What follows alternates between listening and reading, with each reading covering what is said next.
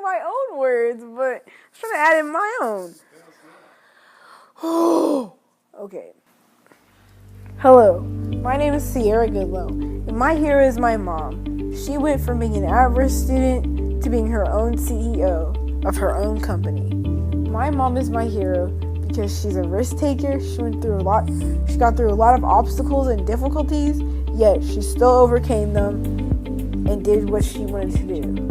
Instead of me telling her story, I'm gonna have her tell her own story.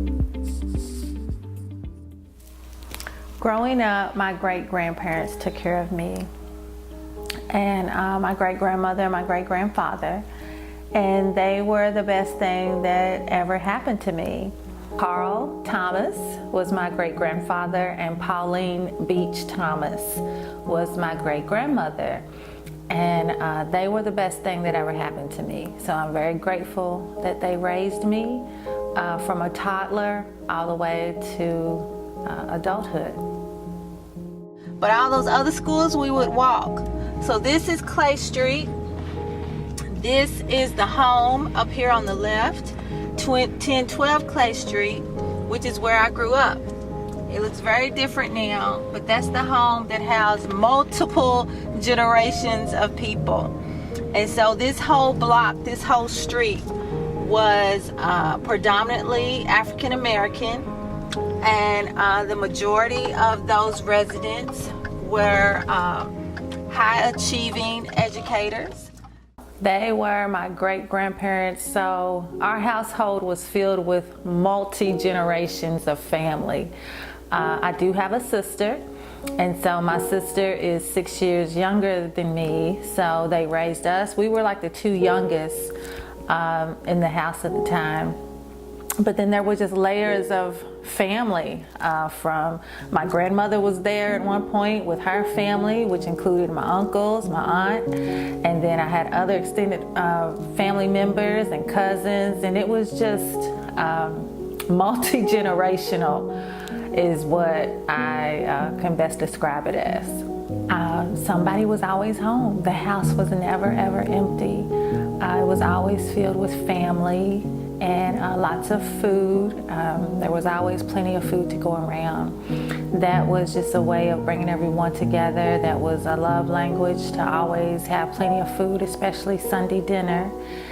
And it wouldn't be until after my great-grandmother passed away, and upon her passing, she left me in charge of her affairs, the executress of her estate.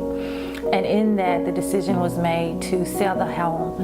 And so it was through the process of preparing the house to be sold, to clear it out, which meant moving all the furniture, moving all the pictures, just so many years and memories of just layers of family. And it was on that moment that the first time I ever saw the house that was empty. And it was really a surreal moment. It was something that I didn't really know how to react. But up until that point, the house was always filled with family and friends. Who I am, everything that I am and what I ever aspire to be, I dedicated to these two wonderful angels, my great-grandparents, Pauline Beach Thomas and Carl Thomas. They are my everything. I would see my mother, the job that she had worked in, because Shelbyville is a very rural community, and a lot of its economic development was centered on tobacco and farming. And so she worked in tobacco, in the tobacco industry. And so I would see her as the season would require her to come back to Shelbyville. So she would come through in the summertime for 2 weeks, and then I would see her again in the winter for 2 weeks, sometimes a little longer. But that was the rotation of when I would see my mother. Not every day, because she lived in a different state, but it would be on a rotation of kind of like at least twice a year. The relationship with my birth mother has taught me, it has taught me about love, also about acceptance, about forgiveness, and about capacity. And so what I understand now as an adult, what I didn't understand growing up, is that she only has the capacity to give me so much. And for so many years, I was in need and required so much more. And so now here I am as an adult. Of course, she's gotten older. And so we have a relationship, but growing up, it was very dysfunctional. And we thrived in that dysfunction because at the time, for me, I didn't know anything else. But I love her. Without her, I would not be here. She brought me into this world. And so my best friend, Allison, she lived in an area that was also a housing area primarily for educators, because her father was one of the first black science teachers, and also he was a basketball coach. And so they had a housing area for those types of individuals. And so Allison lived right around the block from me, and we grew up together, and we would walk to school together and, you know, spend our time after school. This is the house where Allison grew up. And so growing up, coming to her house, it was like a mansion, you know, because it was so big and had an upstairs and a basement, and just anything like that for me was a symbol of just, ooh, you've made it. And but we were best friends growing up, and Allison is really the one that showed me the way, and she shepherded me along the path of education. And so we shared a lot. We had so much in common. Even our last name had the same same first initial. So all through high school, grade school, elementary school, we were in the same homeroom. So we would walk to school. We went to the same church, and Allison was truly more than a friend. She was the person who believed in me and really encouraged and motivated me to go to college when I didn't think that I could. So she was definitely my best friend growing up. Unfortunately, she passed away unexpectedly at the age of 23. She had just enrolled and was about to start her master's program, and she passed away just weeks before she was due to start that semester. I loved school up until 3rd grade. And so I can remember my 3rd grade teacher, or let's just say 3rd grade was the best grade that I can really remember. Sometimes 4th, but 3rd grade in particular. I had a teacher, her name was Miss Kimbrough, and she was very patient and nurturing. And so I really just kind of gravitated to her style of teaching. When I went to the 4th grade, it was a different building, and so it was a different environment, but the 4th grade teacher was still very engaging. I really liked her style because she was very animated. She had a whole lot of energy. Her name was Miss Sawyer. And what I remember most about her is that she would read aloud to us. When we would come in from recess, she would read passages from The Lion, the Witch, and the Wardrobe. And she would read with such animation that really she would make it come to life. And then when I would get home, we had the old school wardrobes in our house. So I was always trying to figure out if I could just peel back some of the clothes, and if I could walk into my wardrobe, if I would be transformed into Narnia, but I didn't. But those are the best things that I remember as far as happy moments in my K through 12 experience. After that, it was downhill. I was not engaged, I was bullied, I was fighting, I was stealing, I was suspended, all of that. So yeah, just 3rd and 4th grade were the happy times for me. Was college ever on your mind during high school? Never, absolutely not. And it was never on my mind because, as I said, my grades were not really up to par. And my way of thinking at the time is that you had to make honor roll, and in making honor roll, then you could succeed and go on to college, and you had to go to college right out of high school. In the multi-generational home that I grew up, I didn't see a lot of that happening. The goal was to graduate high school, get a good job, go on about your life. Because the good job, you would stay at it until you retired, 20, 30 years, what have you. So that was the model that was set before me. And the good jobs came in the way of working in a manufacturing or some sort of factory or farming work, because we grew up in a rural community. I didn't want to do that either. So my plan was never to go to college after high school. I simply wanted to get as far away as I could from my small town.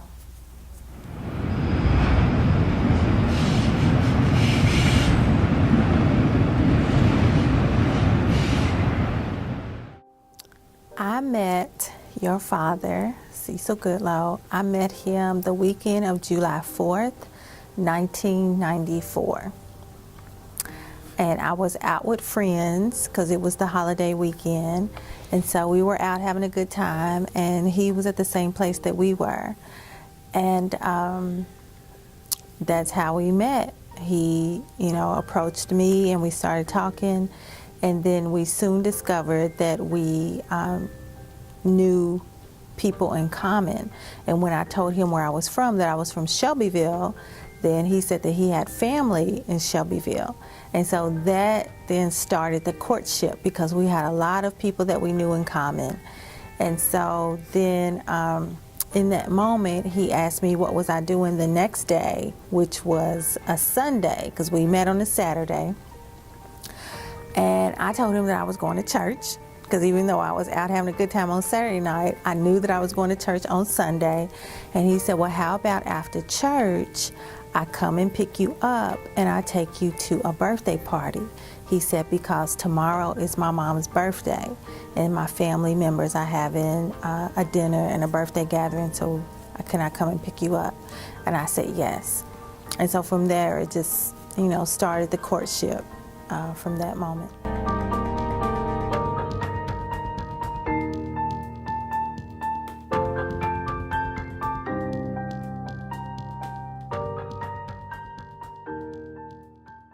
Were you in school at the time? I had recently graduated from Western Kentucky University. I had graduated from there in May of 1994. So we had just relocated to Milwaukee.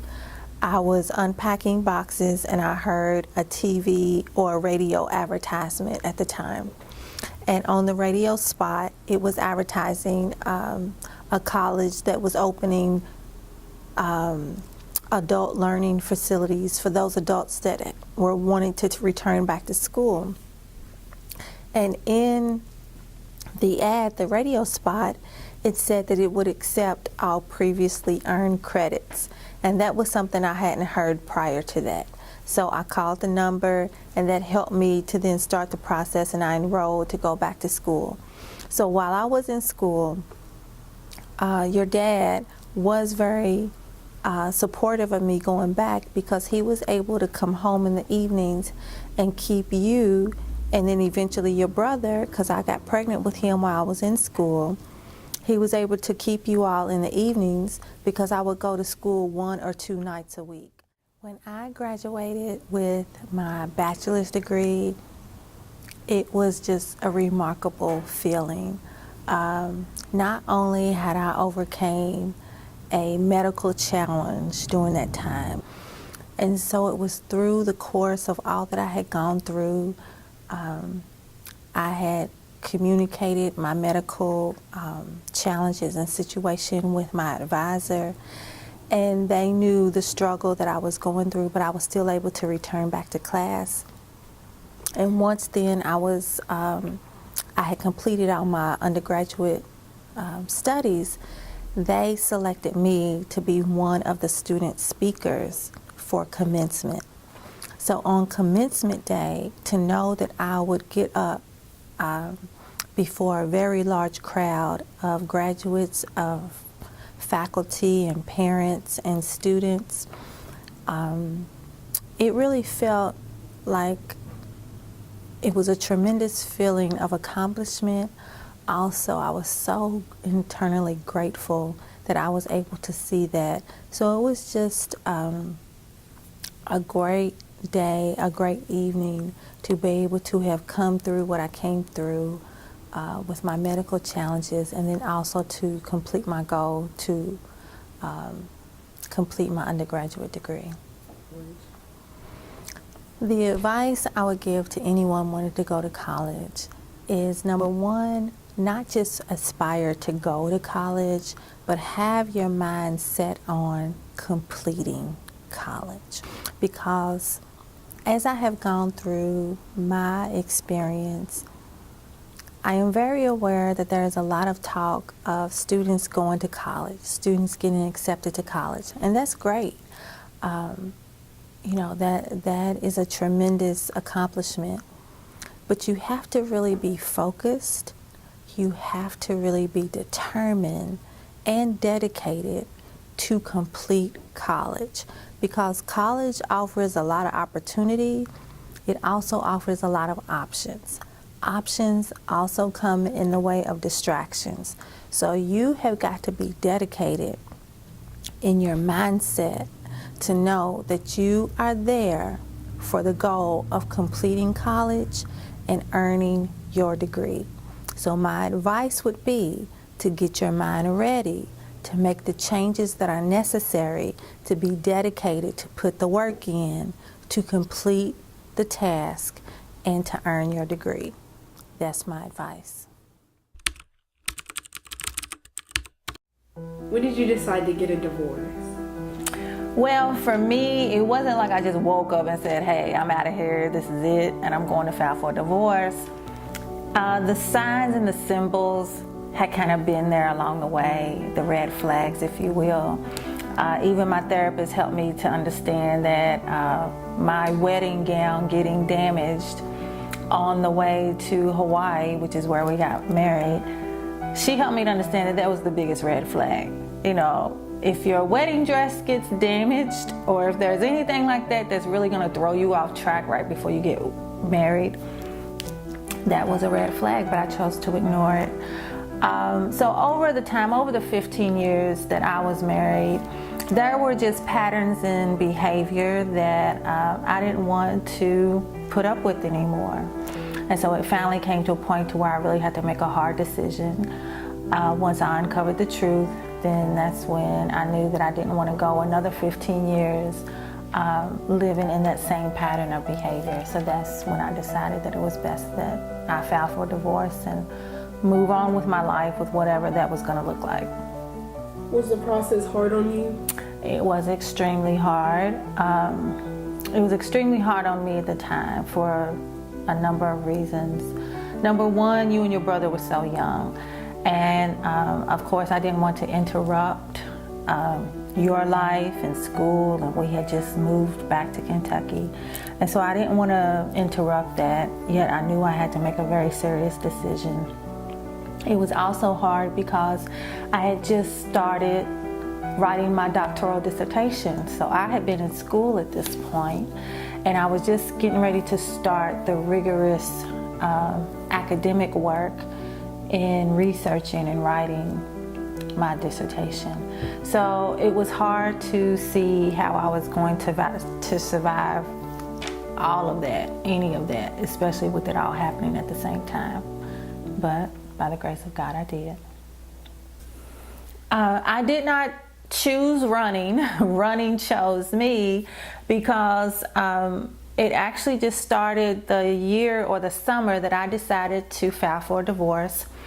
You and your brother were in a summer program. And so the routine was that I would drop you all off in the morning at your summer camp, and then I would take a walk around the park, because the park had a walking trail. And as I was walking and crying and praying and calling out to God, you know, what do I do? What happens next? How did I get here? And I was doing this every day, you know, for weeks. It just became my routine.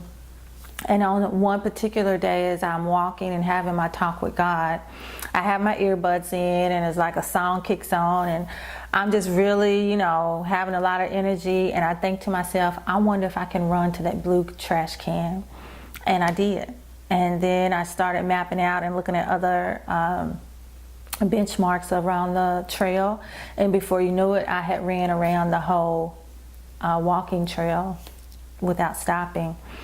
And I started to really feel good about myself. I signed up for my first 5K race, and I felt even better. There was so much meaning and accomplishment because I had never done that before, and here I am now running 3 miles. And I began to take fitness classes and build my strength up. And the next thing you know, I'm signing up for more races. I'm running half marathons, and has just become really a transforming activity that has really helped in my life, both physically and emotionally. Do you think you would have been running if you didn't get a divorce? Honestly, I don't think so, because it was the pain of the divorce that really pushed me to just move forward.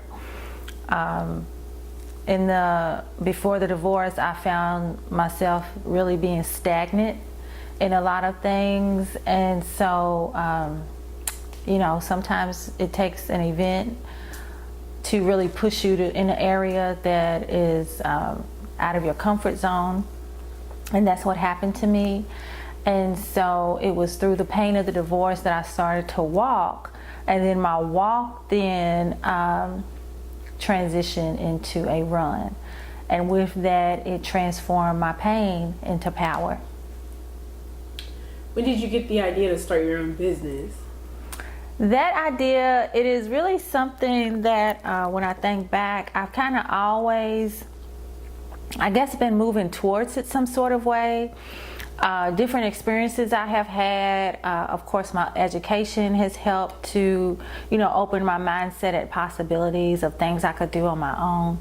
But it really took the last position that I had, which I was a culturally responsive teaching consultant for a state agency. So it was through that work that I was fully exposed of the need that teachers, educators, and really various levels of people, regardless of the industry, that they were in need of understanding.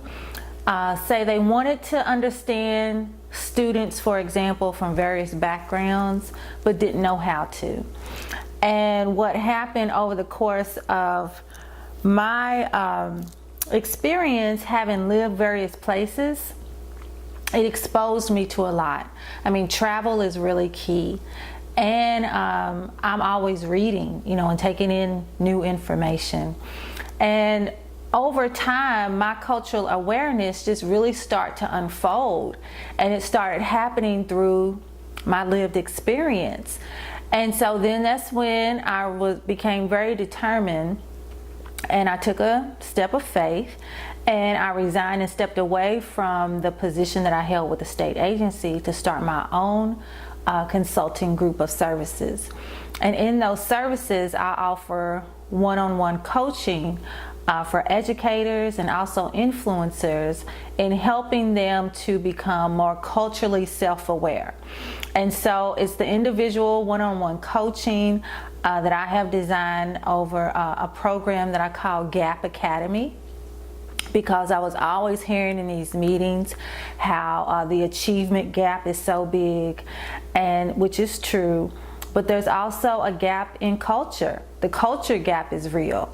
And so my Gap Academy focuses on grit, accountability, and professionalism.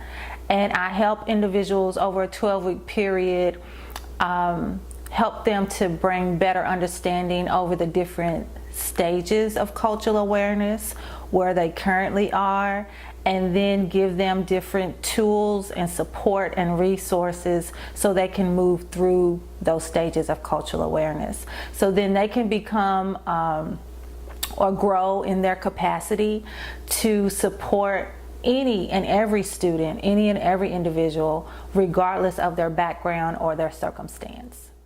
Not an easy process at all, which I am still in the process. But this is what I've learned about myself, is that there are so many unique layers when you step into the world of entrepreneurship, and that you really have to be open to being coached or to have mentors that are going to help shepherd you along the way, because this is new territory for me. And I also have to really value and make a priority for not only my professional development as an entrepreneur, but also my personal development. To make sure that I am staying current, not only with the trends as far as marketing and sales, but that I am really offering quality services, that I am being the best that I can be and what I know that I can produce, and the work that I can bring forward. And so that's something that I am learning about myself, that this is unique, but it's something that I embrace because it is a risk. Any entrepreneur will tell you that it's a great risk to step away from what you were used to and then go into brand new territory. My call to action is one of moving individuals from being a place of being blissfully ignorant when it comes to cultural awareness to being fully engaged, sensitive, and authentic in their interactions with people, so they can provide them quality service, support teachers so they can support all the students regardless of cultural backgrounds or circumstance, that we can move past that and really get to a place of knowing and understanding each other on a deeper level. What advice would you give to someone trying to start their own business? Surround yourself with good people who have already either been there or who are very knowledgeable about the process of business. Everything from the startup to the investment to the cost. Knowing where your strengths and your weaknesses are, and then putting necessary people in place to help you along the way, particularly in those areas where you may not be as strong. And so I would advise anyone to really do their homework, to understand what it is they want to offer, to zero in on their niche and be very specific at the services or the products that they're going to offer, and to always be in a place of being open to learn. Never thinking that just because you made it this way, one way, that you have arrived. To always be open and be ready to continually learn. The legacy that I would like to leave behind is a legacy of determination, a legacy of faith, a legacy of not being ordinary, to be extraordinary, to be unique, and to be an individual. A legacy to not be afraid. It's okay to be nervous and okay to be afraid a little bit, because that's natural, but not to be fearful, because I couldn't do anything that I have done over my life had I been in fear. And so that's a part of the legacy that I want to leave, is to not be fearful, to move forward, to keep trusting, to keep believing, and to be yourself. Be totally yourself. Whatever, whoever you are, to own it, to embrace it, and to be it, because you are enough. And that's the legacy that I want to leave. Also, to take risk. Life is short, but life is also filled with beautiful moments. So you have to really be open and be aware to let those moments in. So my legacy is one of just keep on keeping on, keep moving forward, and keep loving and embracing life. Even the hard times, even the hiccups, even the crooked spaces. And to not be afraid to chart your own path, because it's all good. In the end, no matter what, it is all good.